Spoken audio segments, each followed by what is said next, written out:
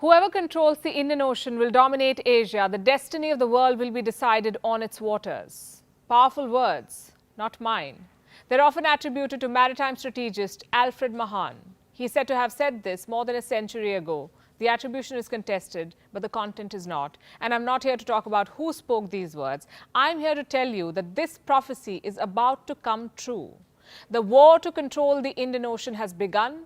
India is being challenged in its own backyard by the Chinese military, the People's Liberation Army. They have a plan. Do we have a counter?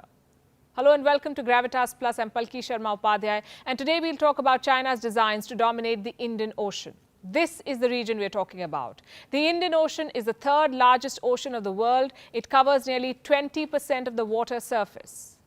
Quick question. Why does China want to dominate this region? Because its economy depends on it. China needs the Indian Ocean to protect its economic interests. Consider these numbers. Around 80% of China's oil is imported through two sea routes, the Indian Ocean and the Malacca Strait. And as of today, neither is in Chinese control. What about trade? 95% of China's trade with three partners passes through the Indian Ocean. These partners are West Asia, Africa, and Europe. The numbers tell the story. China needs the Indian Ocean.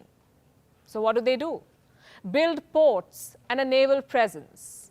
And I'm not talking about deploying a few ships here and there. I'm talking about military bases. China wants its own military bases in the Indian Ocean.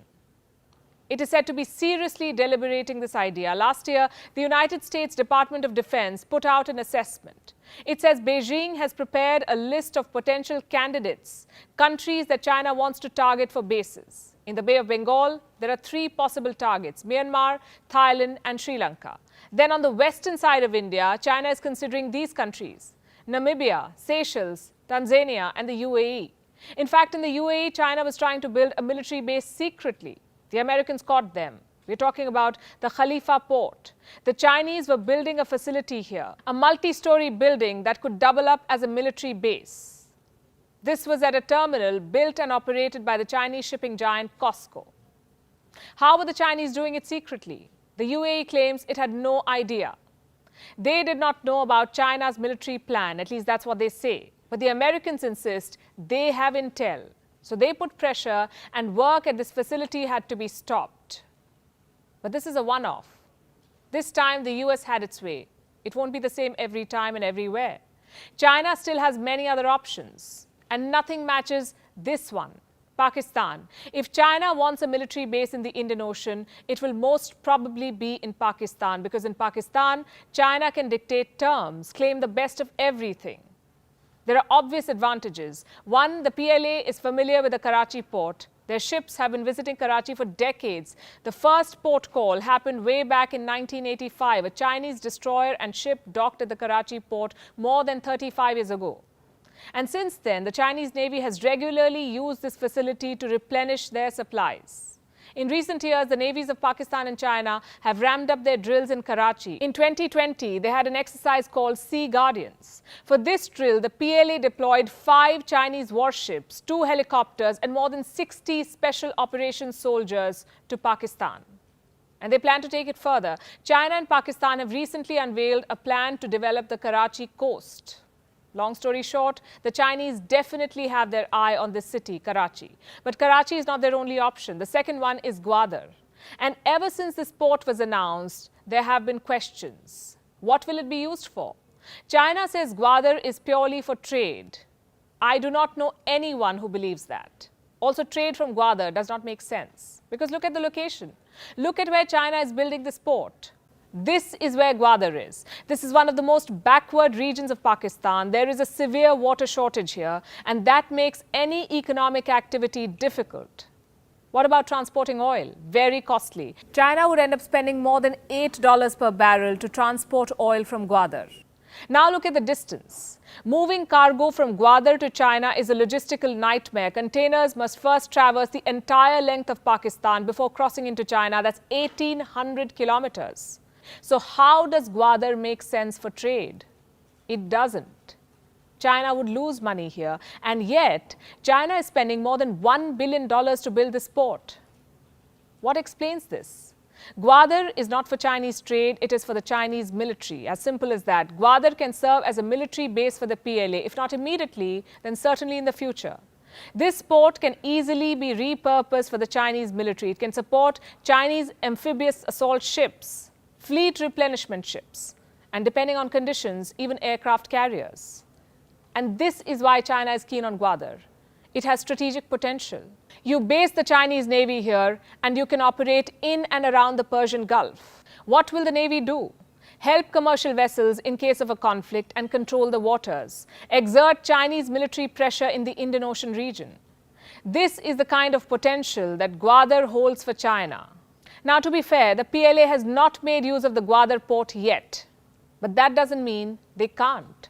One PLA officer was once asked about Gwadar. Here is what he said. The food is already on the plate. We'll eat it whenever we want to. Gwadar is a perfect example of China's dual-use strategy. Build a port on the pretext of commerce and then equip it for the People's Liberation Army. Through the Belt and Road Initiative, the BRI, China is laying a network of such ports, dual-use ports. These ports can be leveraged for military needs whenever needed. In 2016, Beijing gave a legal foundation to this strategy. They introduced what is called the National Defense Transport Law. It has some very specific provisions for Chinese state-owned companies.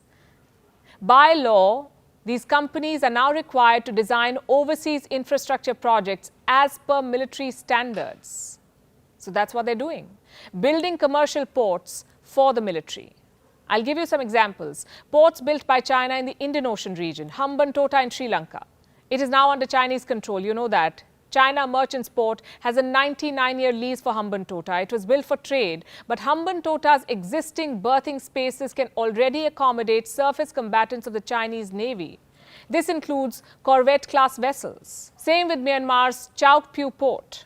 Experts believe this facility is strategically significant for the PLA. It could be a valuable logistics support point. The Chinese Navy already conducts port calls in Myanmar. So this port, the Chauk Phu, could later on serve as a resupply stop. So we have Gwadar in Pakistan, we have Hambantota in Sri Lanka, and we have Chauk Phu in Myanmar. Let's zoom out on the map. What do you see now? This is the string of pearls, China's old project to choke India on the high seas. Beijing is executing this plan, but with a new playbook. The term military base is very controversial, and China knows that. It attracts attention, it triggers a lot of questions. So China has started building ports in the name of trade, basically dual-purpose facilities. Unfortunately for Beijing, the world is not blind. It sees these sinister designs, and it has begun protesting. Case in point, Gwadar again. For 1 month, thousands of people were on the streets of Gwadar. They know what's cooking inside the port. They know that Gwadar is being turned into a garrison. This was the biggest protest that Balochistan had ever witnessed. But China refused to even acknowledge these protests. Beijing called it fake news. The people of Gwadar exposed the ulterior motives of Beijing. China wants to weaponize the Belt and Road Initiative and dominate the Indian Ocean. It is time that India acknowledged this threat and built up its navy, because its rise as the next economic superpower depends on a free and open Indian Ocean.